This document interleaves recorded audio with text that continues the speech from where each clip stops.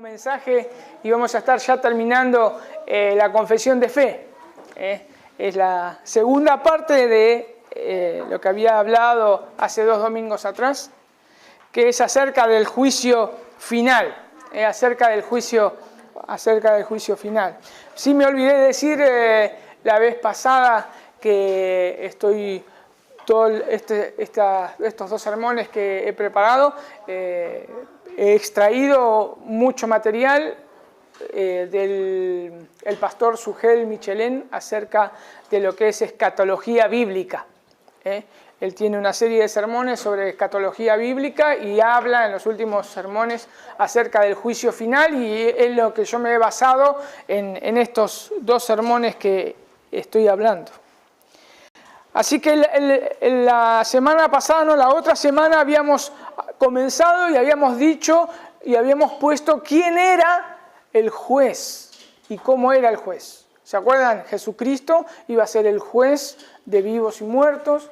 ¿Cómo era ese juez? Un juez temible, cómo Apocalipsis lo muestran a Jesús con ojos dice llamas de fuego. No es que literalmente, ¿se acuerdan? No es que salen fuego de los ojos de Jesús, sino que su mirada es pura, penetrante, es realmente cuando uno lo mira, cae postrado, como todas las evidencias bíblicas demuestran cuando Dios se aparece con su plena santidad. Habíamos visto que el juicio iba a ser uno solo, no había varios juicios. Es un solo juicio y ahí van a ser juzgados todos, vivos y muertos, porque van a ser resucitados. Ahí van a ser juzgados tanto impíos como creyentes. Así que hoy nos toca ver en base a qué seremos juzgados. En base a qué seremos juzgados. Y vamos a ir a Apocalipsis, capítulo 20. Nuevamente le digo que ahí ese capítulo de Apocalipsis, pónganlo en un papelito porque vamos a estar yendo continuamente. Vamos a estar viendo varios versículos, pero el pasaje principal es Apocalipsis 20. Apocalipsis 20, versículo 11 en adelante. Recuerden que vamos a contestar la pregunta que en base a qué seremos juzgados. En base a qué seremos juzgados. Dice: y vi un gran trono blanco, y al que estaba sentado en él, delante del cual huyeron la tierra y el cielo, y ningún lugar se encontró para ellos. Y vi a los muertos, grandes y pequeños, de pie ante Dios, y los libros fueron abiertos. Y otro libro fue abierto, el cual es el libro de la vida. Y fueron juzgados los muertos por las cosas que estaban escritas en los libros, según sus obras.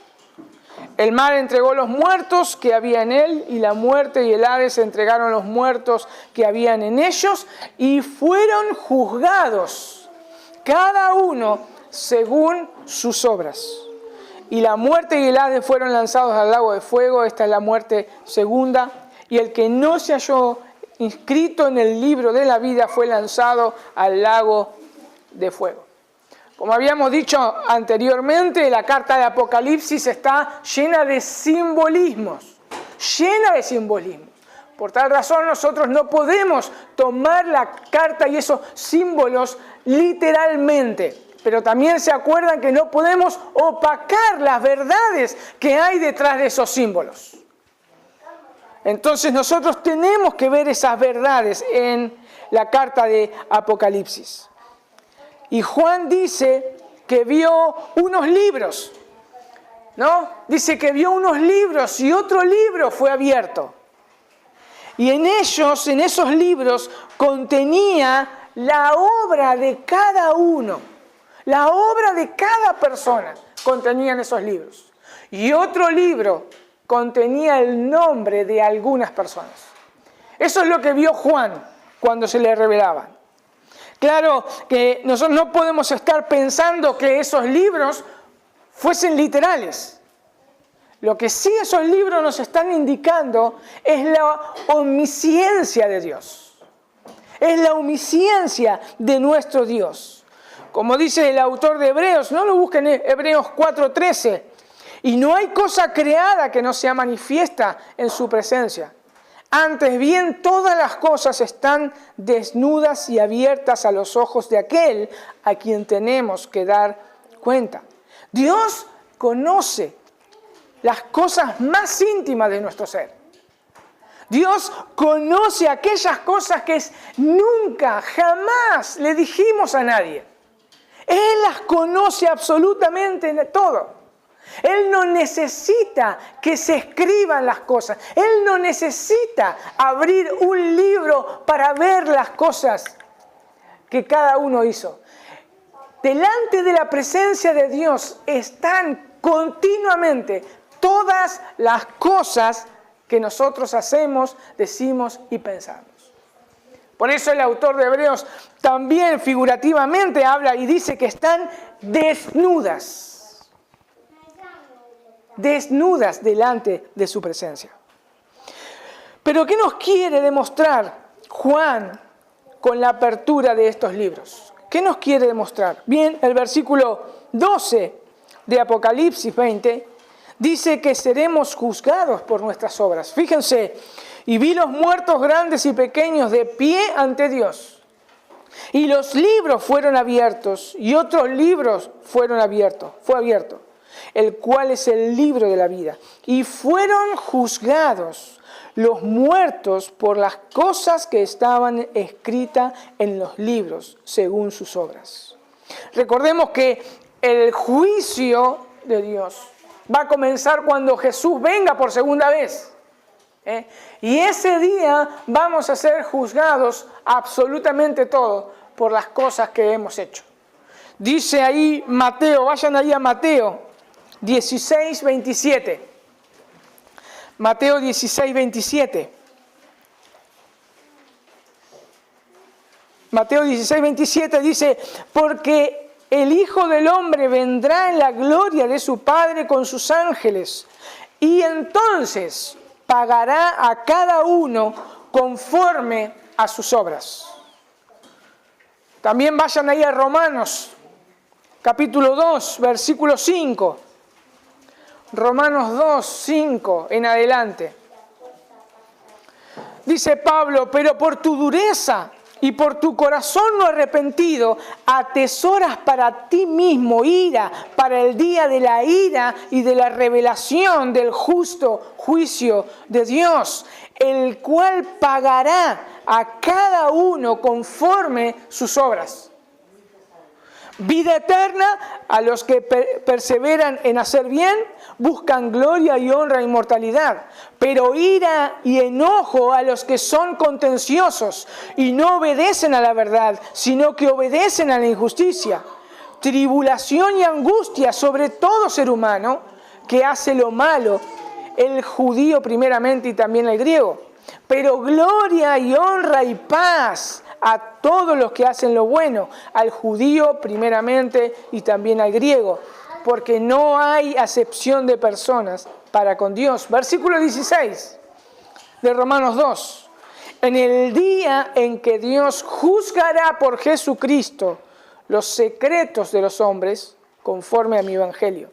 Como vemos en el versículo 5, podemos ver que hay un solo juicio, como veíamos la otra vez. Un solo juicio. Y en el versículo 6 nos dice que la base de nuestro juicio serán nuestras obras. Veamos algunos textos más. Apocalipsis 22. Apocalipsis 22:12 dice, he aquí yo vengo pronto y mi galardón conmigo, para recompensar a cada uno según sean sus obras. Déjenme leer otros más. Efesios 6:8, también Mateo 25:31 en adelante. Leo Efesios 6:8. Sabiendo que el bien que cada uno hiciere, ese recibirá del Señor, sea siervo o sea libre.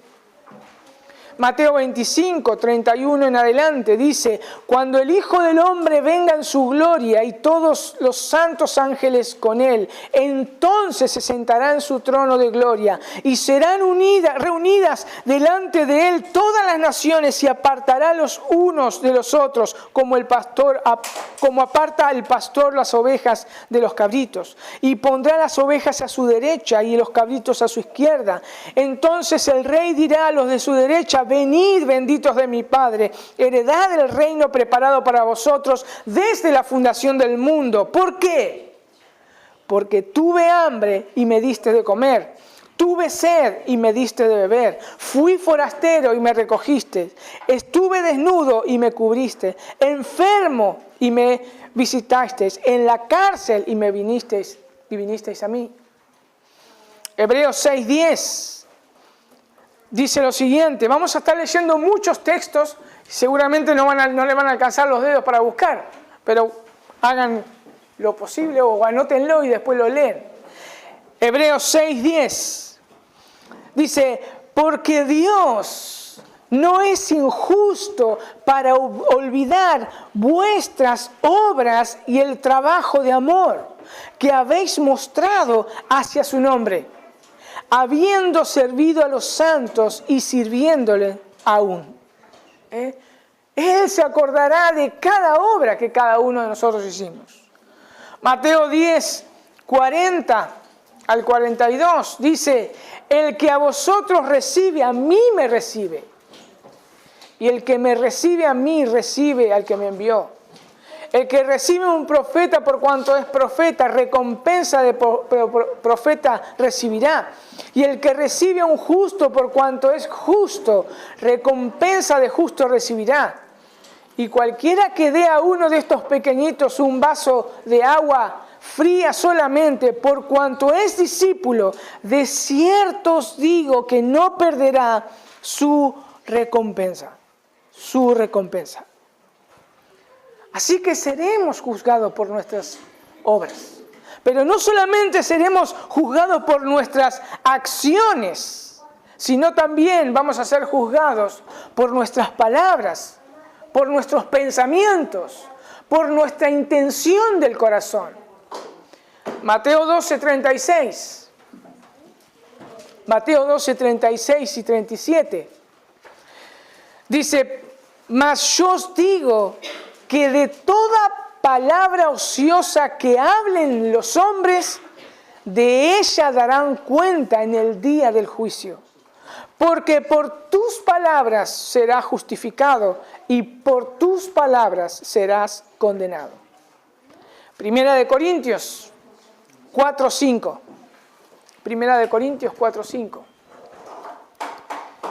Dice: así que no juzguéis nada antes de tiempo, hasta que venga el Señor, el cual aclarará también lo oculto de las tinieblas y manifestará las intenciones de los corazones. Y entonces cada uno recibirá su alabanza de Dios. Romanos 2:16, que habíamos leído anteriormente, dice: en el día en que Dios juzgará por Jesucristo, ¿qué cosa? Los secretos de los hombres conforme a mi evangelio. Como vemos, son nuestras obras las que se llevarán a juicio en el día final. Ahora, esto quiere decir que mi aceptación delante de Dios depende de mis obras, de lo que yo hice. Dios me va a aceptar por mis buenas obras. Claro que no. Nadie puede presentarse por sus obras. Nadie puede presentarse confiando solamente en sus obras y decirle a Dios: déjame entrar, mirá lo bueno que fui, mirá, acá tenés mi carta de presentación, mirá mis buenas obras. No, no podemos presentarnos así. Porque solamente si nosotros nos presentamos por nuestra chapa, como decimos, sacamos chapa, mirá lo que hice, solamente podemos conseguir y oír, salir de mi presencia, hacedores de maldad. Lo único que podemos oír si alguien se presenta de esa manera en el juicio final es: todas tus obras son como trapos de inmundicia. Todas. Solo pueden ser aceptados los que fueron lavados por la sangre del Cordero. Solamente ellos pueden ser aceptados. Y eso es lo que también Juan vio en Apocalipsis. Fíjense Apocalipsis 1. Apocalipsis 1, versículo 4. Dice Juan a las 7 iglesias que están en Asia: gracia y paz a vosotros, del que es y que era y que ha de venir, y de los 7 espíritus que están delante de su trono, y de Jesucristo, el testigo fiel, el primogénito de los muertos y el soberano de los reyes de la tierra, al que nos amó y nos lavó nuestros pecados con su sangre y nos hizo reyes y sacerdotes para Dios su Padre. A Él sea la gloria e imperio por los siglos de los siglos. Amén. Capítulo 5, versículo 9 de Apocalipsis. Y cantaban un nuevo cántico diciendo: digno eres de tomar el libro y de abrir sus sellos. ¿Por qué? Porque tú fuiste inmolado y con tu sangre nos has redimido para Dios, de todo linaje, lengua, pueblo y nación. Capítulo 7 de Apocalipsis, versículo 14. Yo le dije: Señor, tú lo sabes. Y él me dijo: estos son los que han salido de la gran tribulación y han lavado sus ropas y las han emblanquecido en la sangre del Cordero. Solamente es su sangre la que lava todos nuestros pecados. Todos nuestros pecados son lavados por la sangre de Cristo. Dios aceptó el sacrificio de Cristo nada más. Su sangre es la que vale. Esa es la base de la salvación de aquellas personas que estaban con Cristo a su derecha. Esa es la base de la salvación de aquellos que un día oirán decir de la boca de nuestro juez y de nuestro Señor: vengan, entren, benditos de mi Padre, y hereden el reino preparado para ustedes desde la eternidad. Porque solo la sangre de Cristo hace posible eso. Pero hay algo más, y no menos importante, porque allí es donde muchos de nuestros hermanos fallan y cargan unas cargas pesadas en sus espaldas, y sus vidas se hacen sin fruto y sin gozo. Ellos afirman por un lado, y está bien, porque es cierto, la salvación es solamente por fe, y nosotros decimos amén. Pero yerran lamentablemente diciendo que después de recibida esa salvación, ellos deben mantener por medio de sus obras la salvación. Yerran en eso.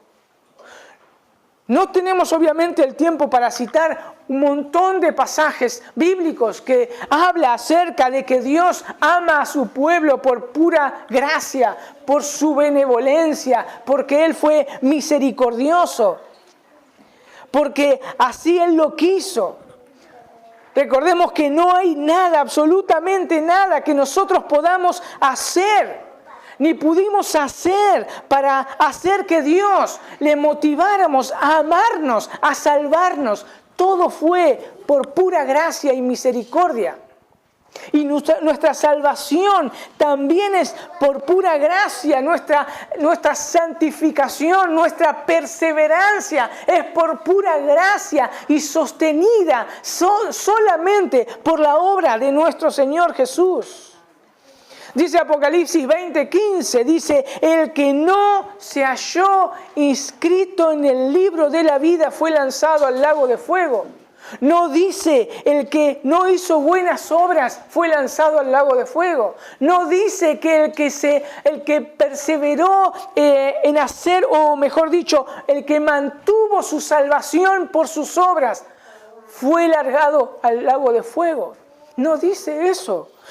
Apocalipsis es claro. Juan vio y escuchó claramente, y el que no se halló inscrito en el libro de la vida fue lanzado. Porque estamos amparados en la sangre de Cristo. Ahora, ¿cómo esos nombres fueron escritos en ese libro? ¿Fue cuando nacimos? ¿Fue cuando comenzamos a hacer buenas obras? ¿Fue cuando nos asociamos a una iglesia? Es interesante lo que el Señor Jesús dice en Lucas. Un pasaje que a veces muchos no se entienden y se da vuelta a algunas cosas. Dice Lucas 10, 20. Pero no os regocijéis de los espíritus que se os sujetan, sino regocijaos de que vuestros nombres están escritos en los cielos. En aquella misma hora, dice, Jesús se regocijó en el Espíritu y dijo, te alabo, oh Padre, Señor del cielo y de la tierra, porque escondiste estas cosas de los sabios y los entendidos y las has revelado a los niños. Sí, Padre, porque así te agradó. Todas las cosas me fueron entregadas por mi Padre y nadie conoce a quién es el Hijo sino el Padre, ni quién es el Padre sino el Hijo y aquel a quien el Hijo lo quiere revelar. Es solo por la soberana voluntad de Dios que fueron escritos esos nombres. ¿Por qué? Porque a Él le agradó, dice Jesús. A Dios le agradó escribir esos nombres. Es por eso nomás. Por eso una sola persona se llevará toda la gloria. Él es el que hizo posible nuestra salvación gratuita y nos mantiene hasta llegar al final. No va a compartirse la gloria con absolutamente ninguna otra persona. Por eso Juan en Apocalipsis escribe en Apocalipsis 5:11 y dice, y miré y oí la voz de muchos ángeles alrededor del trono y de los seres vivientes y de los ancianos, y su número era millares de millares, que decían a gran voz, el Cordero que fue inmolado es digno de tomar el poder, la riqueza, la sabiduría, la fortaleza, la honra, la gloria, la alabanza.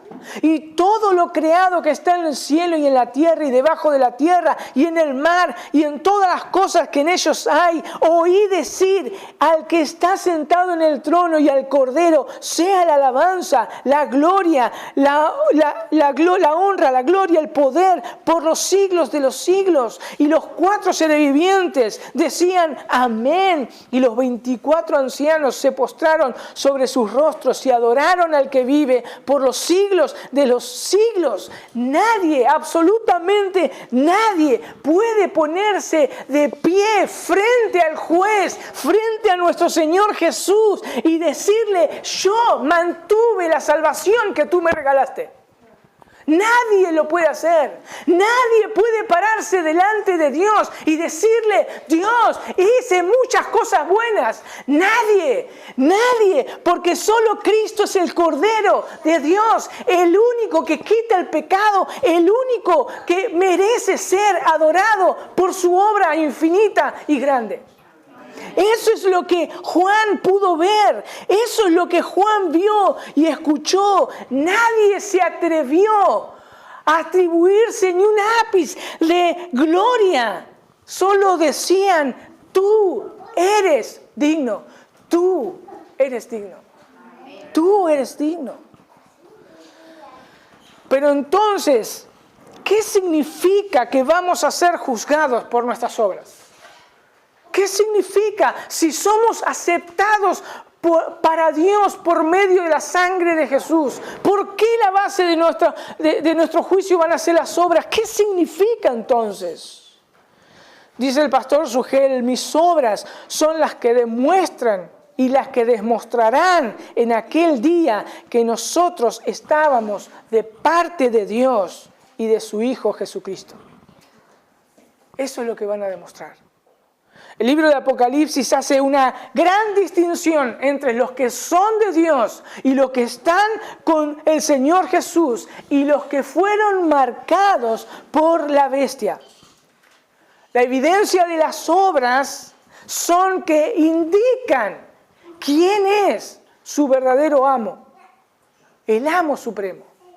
Obviamente que esta marca no es que un día vendrá alguien con un chip para marcarnos. Eso no lo habla el libro de Apocalipsis.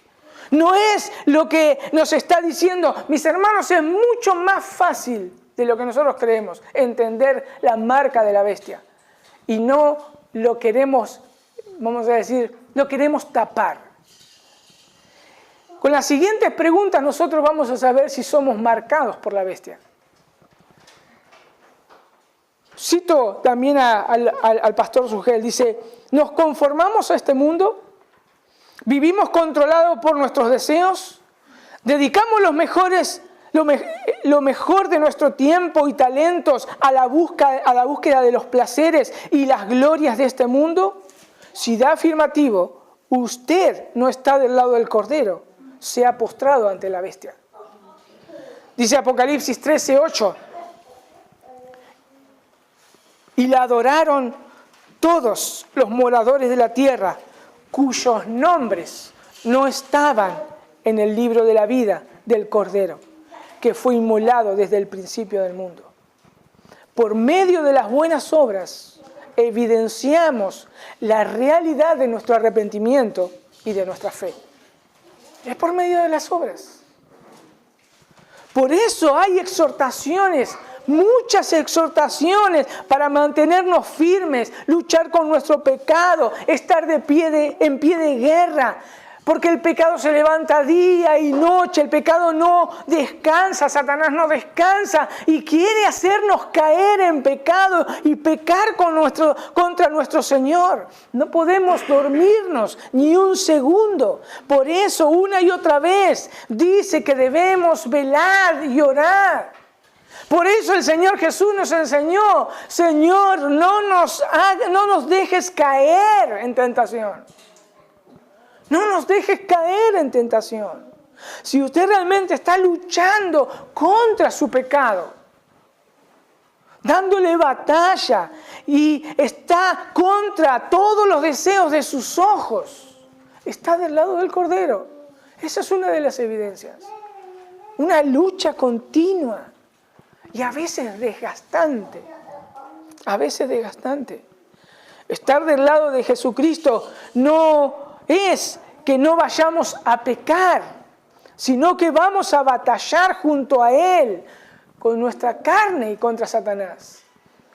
No es que vamos a pecar, sí vamos a pecar, pero nosotros le damos batalla una y otra vez. Primera de Juan 5:4. Para los que están anotando, también anoten ahí Santiago 2, del 14 al 18, pero leamos Primera de Juan 5:4. Dice, porque todo lo que es nacido de Dios vence al mundo, y esta es la victoria que ha vencido al mundo, nuestra fe. ¿Quién es el que vence al mundo, sino el que cree que Jesús es el Hijo de Dios? Todo cristiano verdadero vence al mundo. No es dominado por él.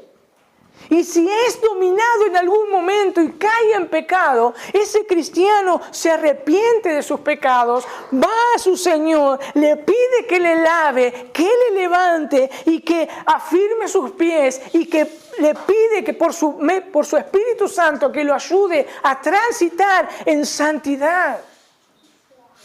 Ese es un verdadero cristiano que lucha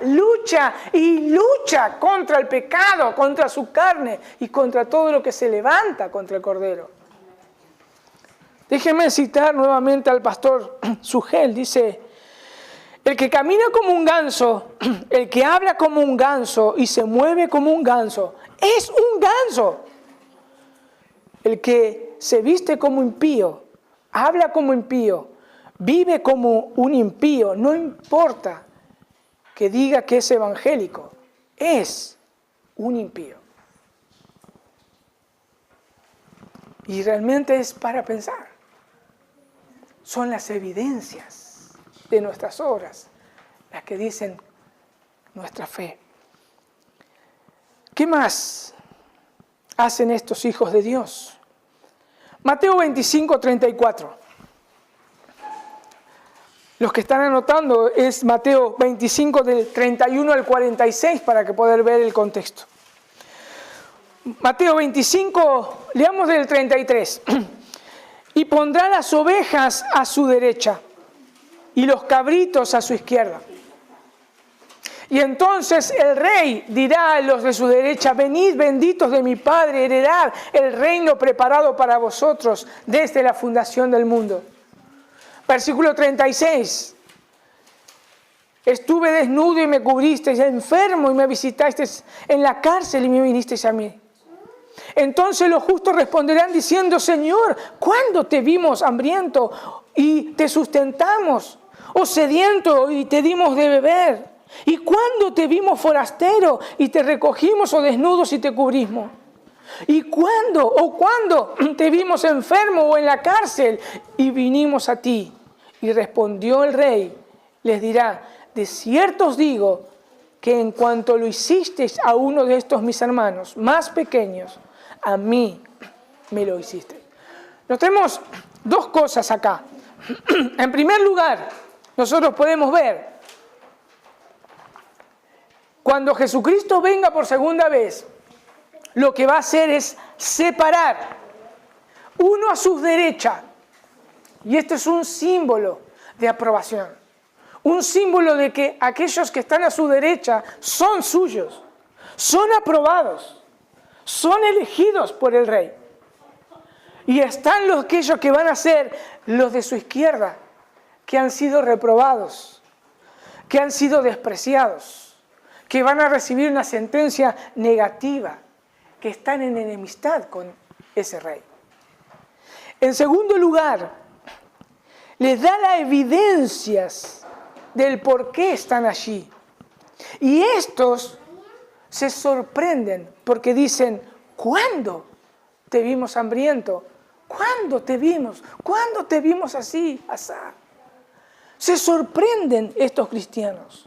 Ellos se sorprenden cuando escucharon eso, porque los hijos de Dios hacen absolutamente todo desinteresadamente. No buscan las regalías, no buscan que Dios les dé regalos por sus buenas obras. Ellos los hacen por amor, para traer gloria y honra a su Salvador. De la misma manera a los de la izquierda, pero también con una sentencia negativa. Ellos se sorprenden también. ¿Cuándo te vimos hacer esas cosas? ¿Cuándo te vimos? ¿Cuándo te vimos si no lo hicimos? Y su sentencia fue catastrófica. Los católicos afirman que este pasaje habla de que seremos aceptados por nuestras buenas obras, pero no es así. No es así, porque este pasaje no habla eso. Porque el veredicto está en primer lugar y después las evidencias. Si nosotros vemos un juicio normal, lo primero que se presenta en el juicio son las evidencias, ¿no? Traen todas las evidencias y después que uno evalúa todas las evidencias, ahí se emite un juicio. En el juicio final no va a ser así. El veredicto ya está dicho. Y después vienen las evidencias. Dice Juan 3:18. El que en él cree no es condenado. Pero el que no cree ya ha sido condenado, porque no ha creído en el nombre del unigénito Hijo de Dios. Todas las almas que murieron y no creyeron en el Señor Jesús, o creyeron en el Señor Jesús, saben dónde van. Porque el veredicto ya fue dictado. Ahora, la pregunta que puede formularse es: si ya se sabe el veredicto, ¿para qué el juicio? ¿Para qué el juicio? Y este es mi último punto. ¿Cuál es la necesidad realmente de un juicio? En primer lugar, para desplegar absolutamente toda la gloria de Dios. Para eso es el juicio. Porque allí esa gloria de Dios va a ser desplegada de tal manera que se va a ver su justicia y los impíos pagarán por no haber reconocido a Jesucristo como su Salvador. Su justicia va a ser desplegada ahí y todos van a exaltar el nombre de Dios. Pero también se va a desplegar ahí su gracia y su misericordia, porque los creyentes van a ser salvos y van a entrar al reino de Dios y al cielo de Dios, y van a entrar allí porque fueron salvos por pura gracia nomás. Y la gloria de Dios va a ser exaltada. Y va a ser exaltada. Por eso se necesita un juicio, para que la gloria de Dios sea manifestada por completo. Y en segundo lugar, será para declarar los grados de recompensa. Sí, hermanos, hay grados de recompensa. Todo hombre recibirá de acuerdo a lo que hizo. Por un lado, los cristianos verdaderos recibirán diferentes recompensas según su labor, así como los impíos van a recibir diferentes grados de castigo. Tenemos varios versos que hablan de las recompensas. Los que están anotando pueden anotar Lucas 19 del 12 al 27, pero vamos a leer 1 Corintios 3 del 10 al 15 y hay otros pasajes más. 1 Corintios 3, 10 al 15, dice: recordemos que en la carta de Corintios ahí hay hay discordias, ¿no? Yo soy de Pablo, yo soy de Apolo, yo soy de Cefas, yo soy de Cristo, y hay ahí unos conflictos. Y Pablo dice en el versículo 10 de 1 Corintios 3, conforme a la gracia de Dios que me ha sido dada, yo como perito arquitecto puse el fundamento, otro edifica encima, pero cada uno mire cómo sobreedifica. Porque nadie puede poner otro fundamento que el que está puesto, el cual es Jesucristo. Y si sobre este fundamento alguno edificare oro, plata, piedras preciosas, madera, heno, hojarasca, la obra de cada uno se hará manifiesta, porque el día la declarará, pues por el fuego será revelada, y la obra de cada uno, cual sea, el fuego la probará. Si permaneciere la obra de alguno que sobreedificó, recibirá recompensa. Si la obra de alguno se quemare, él sufrirá pérdida. Si bien él mismo será salvo, como por fuego. Pablo es claro que cada uno tiene diferentes responsabilidades. Hay algunos que tienen más responsabilidad que en otros. Pablo dice, yo puse el fundamento. Eso es lo que hago. Otros tienen la responsabilidad de edificar encima de ese fundamento. Pero todos son responsables de sobreedificarse. Todos son responsables. Cada uno recibirá su recompensa de acuerdo a su obra. De acuerdo a su obra. Pero notemos algo que no podemos pasar por alto. El versículo 10 nos indica que esto solo lo podemos llevar a cabo, dice Pablo, conforme a la gracia de Dios. Es por medio de la gracia de Dios que nosotros vamos a poder sobreedificarnos. Edificarnos y edificarnos. Pero en aquel día, en el juicio final, la obra de cada uno, su responsabilidad de sobreedificada, será probada por fuego. Y esta es una manera gráfica y muy ilustrativa del caso. No es que va a venir un fuego y nos va a arrasar. Es una forma gráfica que el apóstol Pablo nos está diciendo cómo va a ser probado ese día. El oro, la plata, las piedras preciosas son las que pueden resistir un fuego. Pero aquello como hojarasca, madera, heno, aún un pequeño fuego las deshace. Esto es algo muy práctico para nosotros. Nosotros tenemos un fundamento que es precioso, es nuestro Señor Jesús. La Biblia habla de que esa perla de gran precio, que el hombre que la encontró vendió absolutamente todo para comprar ese campo. Así que nosotros no podemos edificar nada por debajo de este hermoso y precioso fundamento. Nada por debajo de eso. Así como Él es hermoso, nosotros tenemos que hacer cosas grandes para Él en el sentido de que todo traiga gloria a su nombre, porque Él lo merece. Por eso, las preguntas que nos debemos hacer es, ¿acaso Él merece el sobrante de nuestro tiempo? ¿O Él merece el sobrante de nuestro dinero? ¿O el sobrante de nuestros talentos? ¿O el sobrante de nuestras capacidades? ¿Él merece eso? Claro que no. Él merece lo mejor. Él merece lo mejor. Él es el fundamento que Dios quiso darnos por pura gracia. No lo merecíamos, pero Él quiso darnos ese fundamento hermoso. No somos merecedores de este gran fundamento. Él lo hizo porque quiso hacerlo. Por eso Pablo exhorta a los corintios y nos exhorta a nosotros. Cada uno mire cómo sobreedifique. Significa observe, preste atención, no se descuide, no sea ligero, no tome las cosas a la ligera, porque vamos a ser juzgados por eso. Vamos a ser juzgados por eso. Es más, al no hacerlo también trae caos a la iglesia, porque ahí comienzan las rivalidades, las envidias, los celos, las contiendas, que era lo que pasaba en Corintios. Porque no prestaban atención a ese precioso fundamento, a esa perla de gran precio que ellos tenían y que aún nosotros tenemos. Cuando nosotros prestamos atención y empezamos, ¡ay, no me miró, no me visitó, o no hizo esto, o mirá aquel! Estamos edificando heno, madera y hojarasca. Eso es lo que estamos haciendo.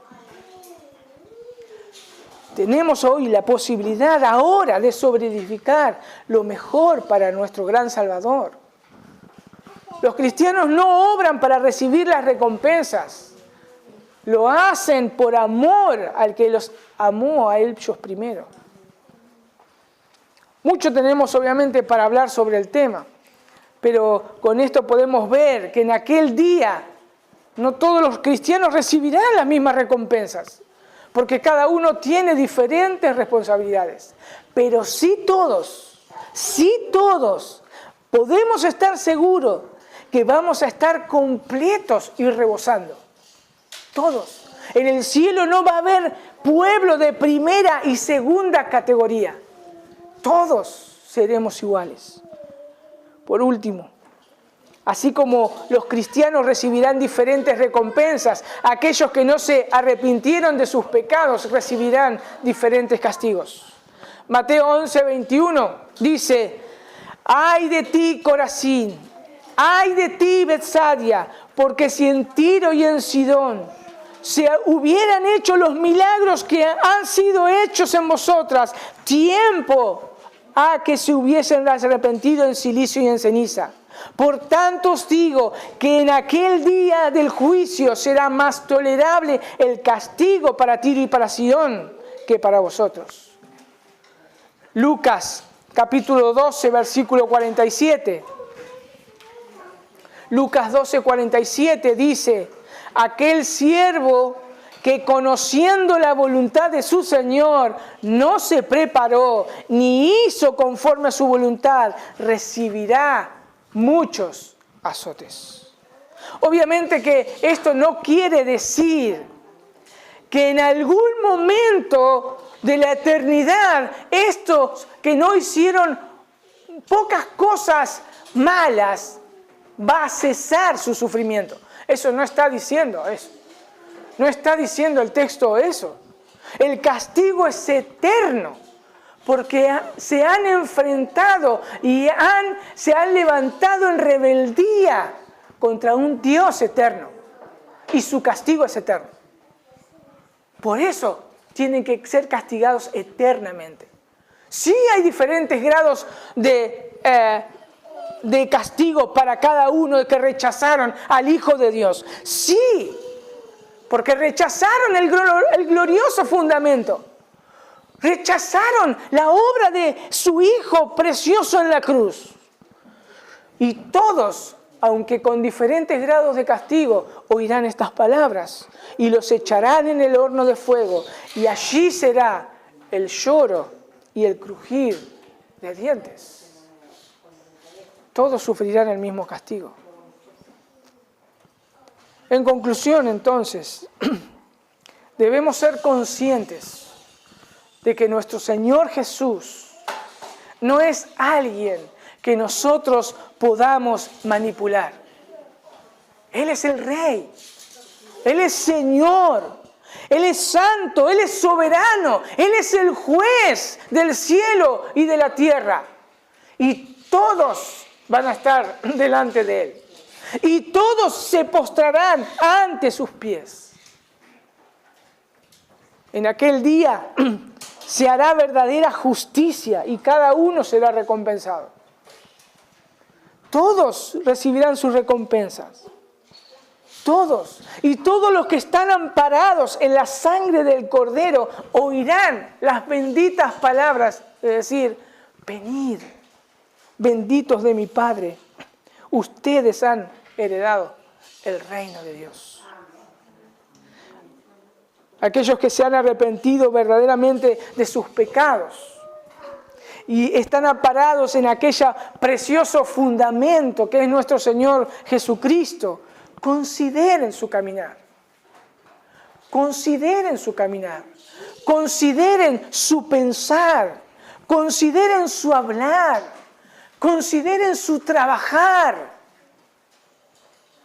Todo debe hacerse para la gloria de Dios. Él es nuestro precioso fundamento. Y todo el edificio debe estar acorde a ese precioso fundamento. Todo. Miremos entonces cómo sobreedificamos. Esto no quiere decir que cada uno debe tener un ministerio en la congregación. Eso no quiere decir. Como dice el Señor Jesús en Mateo 5:16, así alumbre vuestra luz delante de los hombres. ¿Para qué? Para que vean vuestras buenas obras y glorifiquen a vuestro Padre que está en los cielos.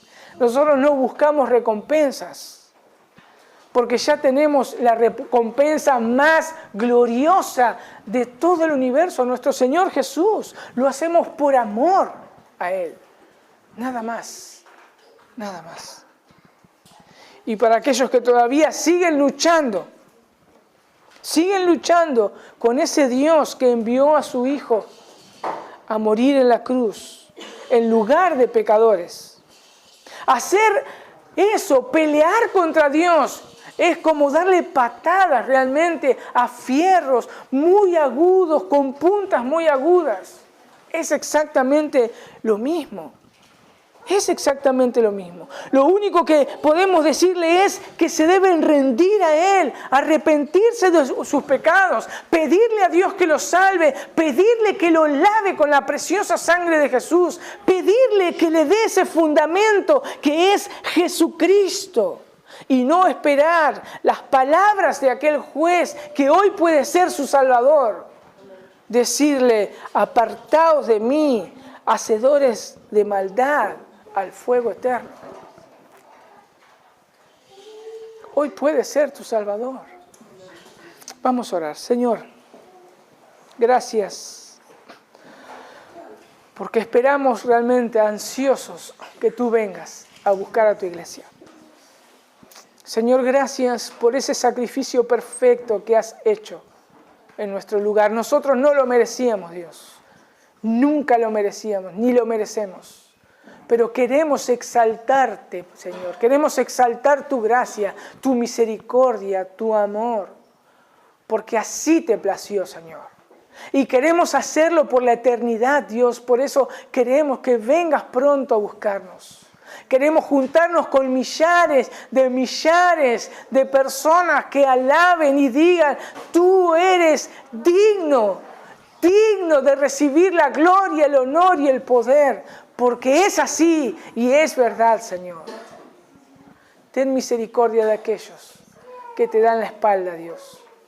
Un día así nosotros te damos la espalda y tuviste la misericordia de abrirnos los ojos y darnos vuelta y ver a tu precioso Hijo Jesús y la obra perfecta que ha hecho por nosotros. Ten misericordia de ellos, Señor. Ábrele sus ojos y sálvale, Señor.